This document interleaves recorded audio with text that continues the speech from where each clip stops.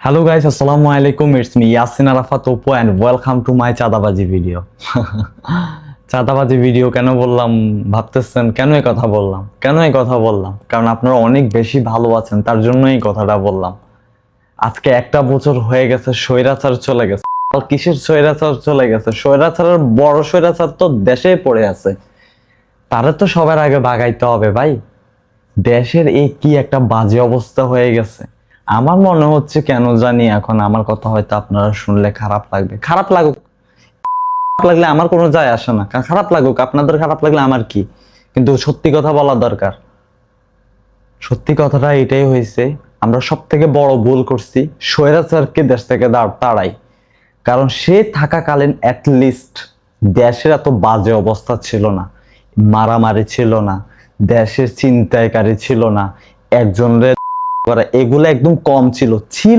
ছিল না যে না, ছিল, কম ছিল, প্রকাশ্যে সবার সামনে এই জিনিসগুলা ছিল না, যেটা এখন হইতেছে। আর আগে তো চাঁদাবাজি করতো গোপনে, আমি গোপনে ভালোবেসেছি, কিন্তু এখন তো ওপেনে ভালোবেসেছি। এখন তো ওপেনে চাঁদাবাজি চলে ভাই। দিন দুপুরে মানুষ করতেছে, দিন দুপুরে এত মাইয়া উঠাই নিয়ে গেছে, দিন দুপুরে গাড়ি ট্রাক সবকিছু চিন্তাই করে ফেলছে।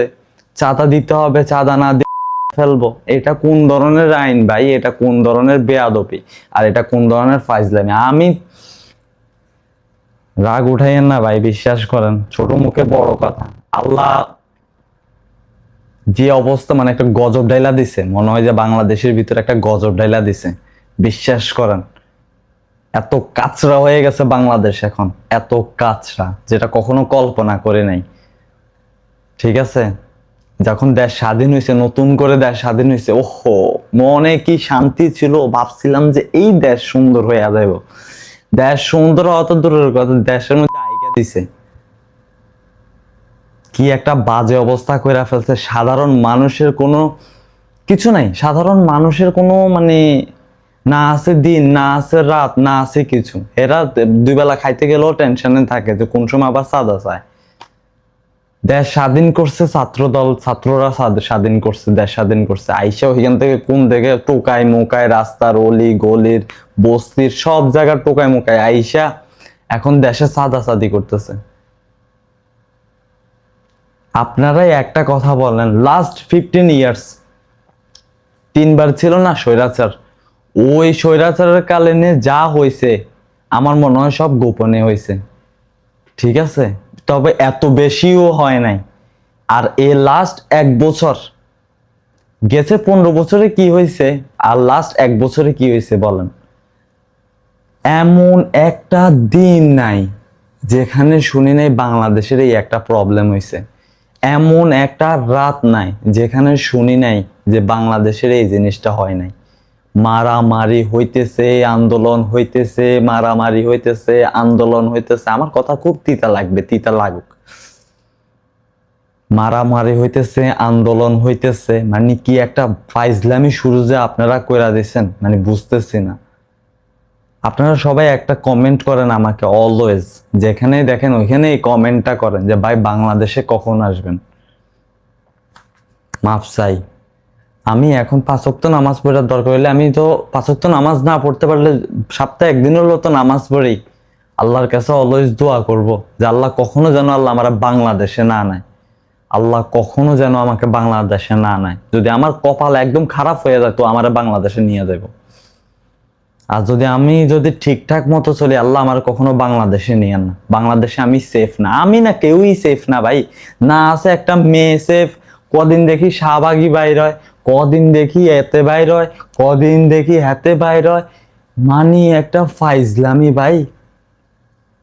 এমন একটা দিন আপনারা বলেন লাস্ট 1 ইয়ার্স আপনারা একটা দিন বলেন যে একটা দিনে বাংলাদেশে মারামারি, ছিনতাই, জুলুমকারী, চাঁদাবাজি এগুলা হয় না? হয়েছে প্রত্যেকটা দিন।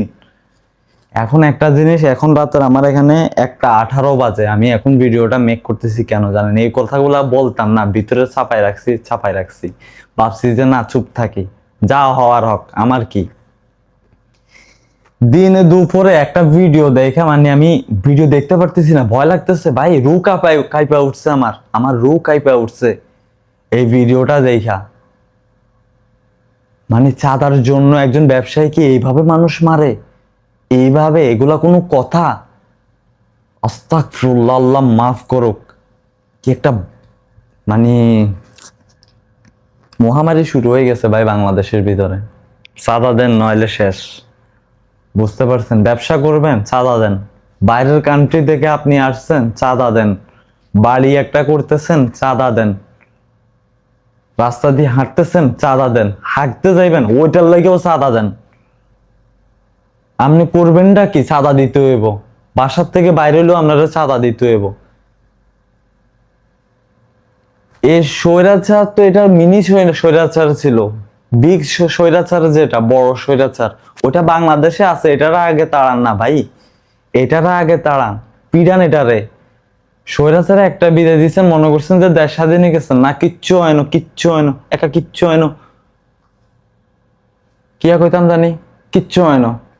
বুঝছেন নি আপনারা? নোয়াখালীর কথা আরই, কিচ্ছু হয় না। মিনি স্বৈরাচার না আপনারা দেশ থেকে তাড়াই দিচ্ছেন, আপনারা বড় স্বৈরাচার তো দেশের মধ্যে রেখে দিচ্ছেন ভাই।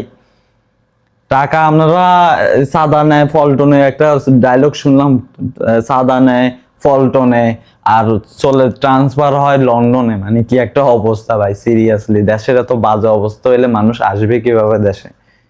ওই যে কিছুদিন আগে আরেকটা নিউজ দেখলাম, বাইরের কোন ইরানি কান্ট্রির মানুষ এসে বাংলাদেশে ঘুরতে আসছে, ওদেরকে পিড়ে ওদের থেকে সবকিছু নিয়ে চলে গেছে। এগুলা দেশের রেপুটেশন নষ্ট হয়। দেশের এত বাজে অবস্থা, আমাদের দেশের বাজে অবস্থার কারণে দায়ী কে? আমরা নিজেরাই, আমরা নিজেরাই। ওই যে আজকে আবার একটা নিউজ দেখলাম যে একটা মাইয়া তার মা বাপের জন্য গিয়া কেস করা শুরু করছে। এরকম কুলাঙ্গার জন্ম দেওয়া থেকে না দেওয়া ভালো। মানে বুঝেন কত জিনিস যে দেখতেছি ভাই, কত জিনিস বলে বুঝাইতে পারবো না আপনাদেরকে, কত জিনিস দেখতেছি। যাই হোক, আমার কথা কেউ মাইন্ড করেন না। একটা ভিডিও দেখে আমার খুবই খারাপ লাগছে যে দিনে দুপুরে একজন ব্যবসায়ীকে মেরে ফেলা হয়েছে, তাও কিনা চাঁদার জন্য। ভাই যদি অন্য কোনো দল করতো বা কোনো কিছু করতো বা কোনো মাইয়াকে নিয়ে কোনো মেয়েকে হেনস্থা করতো, হ্যারাসমেন্ট করতো, তাহলে একটা কথা ছিল। সামান্য চাঁদার জন্য আপনি একটা মানুষকে এভাবে ইয়ে করবেন? আস্তাগফিরুল্লাহ, আস্তাগফিরুল্লাহ। ভাই আমি আজকে ক্লিয়ার করে একটা কথা বলে দিই, যারা আমাকে কমেন্ট করেন ভাই বাংলাদেশে আসবেন কবে, আমি এখানে আলহামদুলিল্লাহ ভালো আছি। যদি ভালো নাও থাকে, আমি ভালো থাকার জন্য চেষ্টা করব। কিন্তু ভাই আমি কখনো বাংলাদেশে আসব না। আল্লাহ আমাকে নাও নেক, আল্লাহ আমার এই কথাটা শুনুক।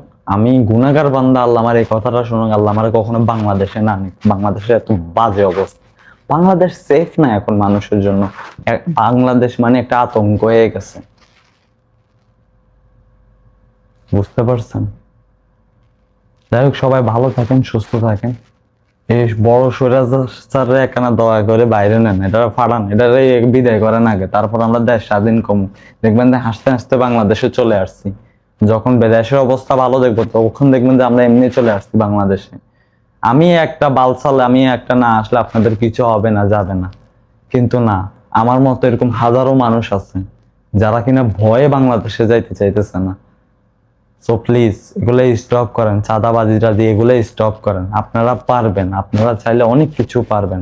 আপনারা যেরকম স্বৈরাচার একটারও পাঠাইছেন, দেশ থেকে পাঠাই দিয়েছেন, আরেকটারও পাঠাই দিতে পারবেন। বুঝতে পারছেন? যাই হোক, সবাই আমার জন্য দোয়া করবেন। আসসালামু আলাইকুম। মাপ চাই।